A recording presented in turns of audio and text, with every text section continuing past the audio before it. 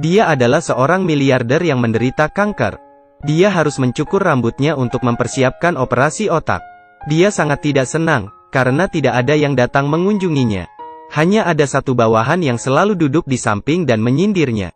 Jika kamu meninggal, bagaimana dengan perusahaan? Identitasnya adalah seorang miliarder. Tetapi pada saat operasi, tidak ada seorang pun di sampingnya. Anda lihat, apakah itu dianggap sukses? Untungnya, operasi otak berhasil. Setelah operasi, dokter memberitahu dia, apa yang bisa kita lakukan hanya sampai titik ini.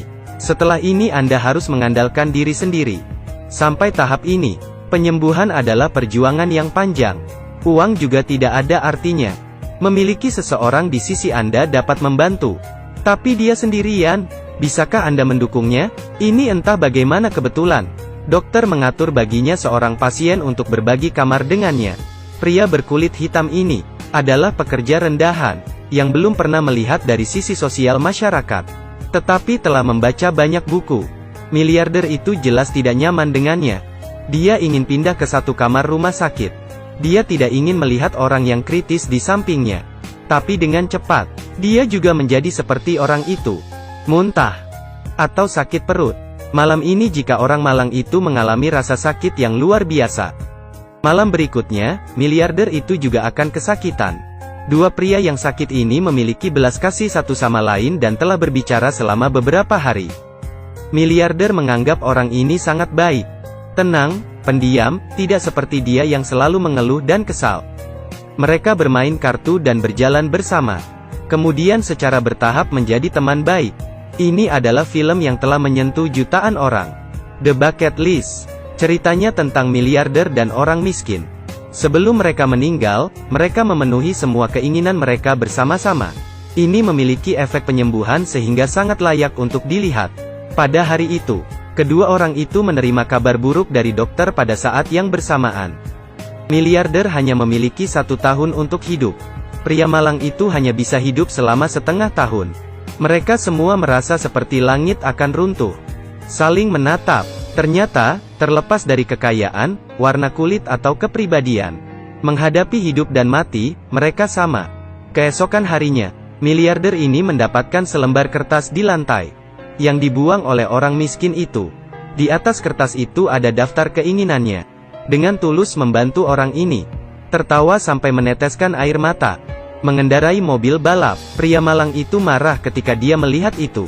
Siapa sangka miliarder itu seperti menuangkan seember air dingin kepadanya. Ini semua terlalu rendah hati.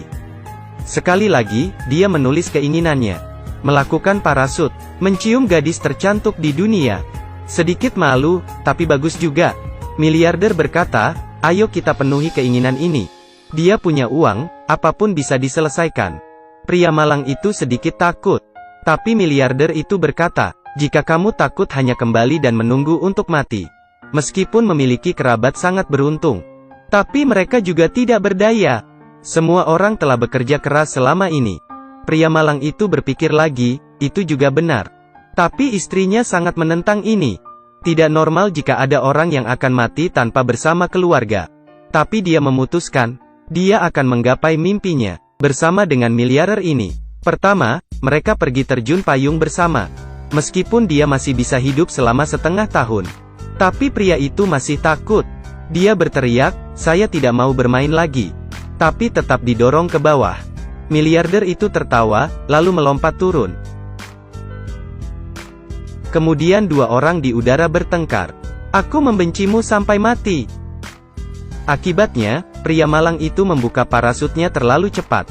Miliarder itu terjebak saat membukanya. Itu membuat pelatih di belakang merasa takut setengah mati. Dengan cepat membuka payungnya. Pada akhirnya, mereka berdua mendarat dengan selamat. Keinginan pertama selesai. Yang kedua, balap mobil. Miliarder itu segera membeli mobil yang paling disukai pria malang itu. Dua orang mengenakan pakaian balap profesional. Di trek, mereka berlomba dengan gila. Pria malang itu tertawa terbahak-bahak. Juga mengemudi untuk menabrak mobil miliarder. Setelah itu, mereka pergi berkeliling dunia, ke kota-kota pesisir yang indah. Setelah itu, mereka juga makan di restoran kelas atas. Mereka juga pergi ke Afrika untuk menonton singa dan zebra. Melihat piramida Mesir. mengunjungi Taj Mahal di India. Mereka saling berbagi cerita pribadi mereka. Miliarder memiliki seorang putri, tapi memutuskan hubungan satu sama lain. Karena dia menikah dengan suami yang sangat kejam, miliarder itu segera mengirim orang menyerangnya, memberitahu dia untuk tidak pernah muncul di depannya lagi. Jadi, pria malang itu membantu miliarder menulis permintaan, memperbaiki hubungan dengan putrinya. Tapi miliarder itu tidak senang. Dia dengan keras kepala tidak ingin memulai kontak. Mereka berdua bertengkar. Akibatnya, denyut nadi di dada lelaki malang itu pecah. Berdarah banyak. Miliarder melihatnya, sangat khawatir. Saat itu, dia menerima telepon dari istri orang miskin itu. Dia dengan sungguh-sungguh memohon kepada miliarder itu untuk membawa suaminya kembali padanya. Karena dia berharap ketika dia meninggal, dia bisa tinggal di sisinya.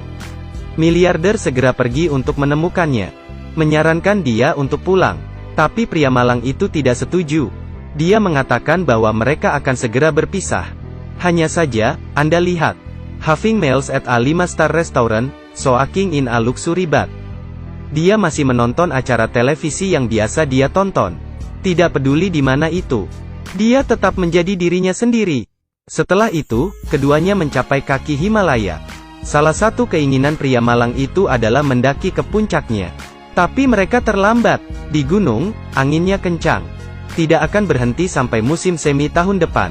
Tetapi pria malang itu hanya memiliki waktu setengah tahun untuk hidup. Dia tidak bisa menunggu sampai tahun depan. Tempat berikutnya adalah Hong Kong. Di malam hari, mereka makan di restoran kelas atas. Pria malang itu sedang digoda oleh seorang gadis cantik. Dia berjabat tangan, juga aktif berbicara dengannya. Kedua orang itu terus berbicara, memicu percikan cinta. Setiap kalimat yang dia katakan sepertinya menyentuh empati untuk jiwanya. Wanita ini menatapnya, matanya berangsur-angsur bersinar. Wanita itu dengan malu-malu berkata, "Kamarnya ada di atas." Tampaknya dia ingin mengundang dia dan dia untuk menghabiskan malam bersama. Dia tertegun sesaat. Tapi setelah berpikir sejenak, dia menolaknya. Karena dia ingat istrinya, wanita itu pergi. Dia kembali ke kamar. Dia bertanya kepada miliarder itu, "Apakah gadis itu dari kamu?" Miliarder itu berkata, "Itu benar." Orang miskin itu berkata, "Kamu sangat cerdas. Kamu membuatku merindukan anggota keluargaku. Mari kita kembali ke rumah." Jadi mereka tidak lagi melanjutkan perjalanan keliling dunia, tapi naik pesawat untuk pulang. Sebelum pulang, pria malang itu juga berkompromi dengan miliarder. "Bawa kamu ke rumah putrimu dulu." Ternyata miliarder itu membantunya mengingat anggota keluarganya. Jadi dia juga ingin membantu miliarder seperti itu. Tapi kebaikannya, sebagai imbalannya hanya menerima kebencian dari miliarder. Tidak peduli apa yang dia sarankan, dia menolak untuk memasuki rumah putrinya. Dan dengan marah merobek daftar itu dan berjalan pergi. Dia pergi ke rumahnya sendiri. Mewah, tapi tidak hangat sama sekali. Dia memanggil banyak gadis cantik untuk memuaskan dirinya sendiri. Tapi pada akhirnya dia tidak tahan. Menghadap pintu kaca dan menangis keras. Sementara orang miskin kembali ke keluarganya. Dia menerima kehangatan semua orang. Cintanya pada sang istri sekali lagi terangkat. Malam itu, istrinya menyiapkan hadiah kejutan untuknya. Tetapi ketika istrinya selesai berganti pakaian dan keluar, dia melihatnya pingsan tergeletak di lantai. Ketika miliarder datang ke rumah sakit, dia tahu bahwa kanker pria malang itu telah menyebar ke otak. Segera membutuhkan operasi, tetapi tingkat keberhasilannya sangat rendah. Miliarder datang mengunjunginya. Dia mencukur kepalanya untuk persiapan operasi. Setelah istrinya pergi, dia menelepon miliarder, dan memberinya secari kertas. Di atasnya tertulis, jenis kopi musang yang paling disukai miliarder. Itu sebenarnya terbuat dari biji kopi di kotoran cerpelai. Miliarder baru saja selesai membaca. Pria malang itu langsung tertawa.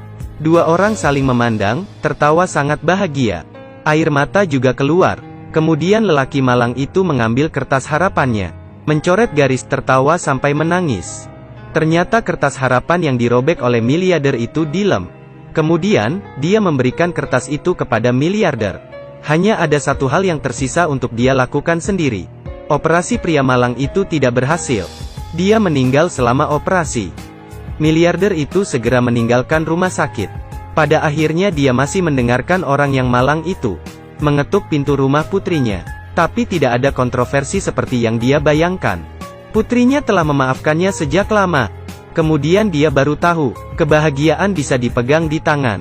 Lebih mengejutkan, putrinya memanggil putrinya. Miliarder itu melihat cucunya untuk pertama kalinya. Dia sangat senang sehingga dia tidak tahu bagaimana mengungkapkannya. Dia dengan tegang memeluknya, mencium pipinya. Jadi, dia mencoret daftar keinginan yang dia tulis.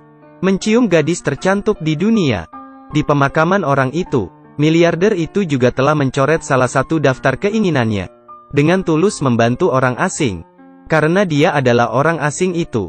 Pria malang itu membantunya menemukan kebahagiaan lagi. Beberapa bulan kemudian, miliarder itu juga meninggal. Asistennya mencapai puncak gunung Himalaya. Menyimpan abu miliarder dan orang miskin di kuburan rahasianya. Akhirnya, mereka memenuhi keinginan terakhir mereka, mengagumi pemandangan di sini. Orang Mesir kuno mengatakan bahwa, setelah seseorang meninggal, dia akan ditanya 2 pertanyaan. Untuk memutuskan apakah orang itu bisa masuk surga atau tidak. Pertama, apakah Anda sudah menemukan kebahagiaan dalam hidup Anda? Kedua, pernahkah Anda membawa kebahagiaan bagi orang lain saat Anda masih hidup? Bagi Anda silakan untuk merenungkannya. Juga mari kita percaya, persahabatan yang baik ini, akan bertemu lagi di surga.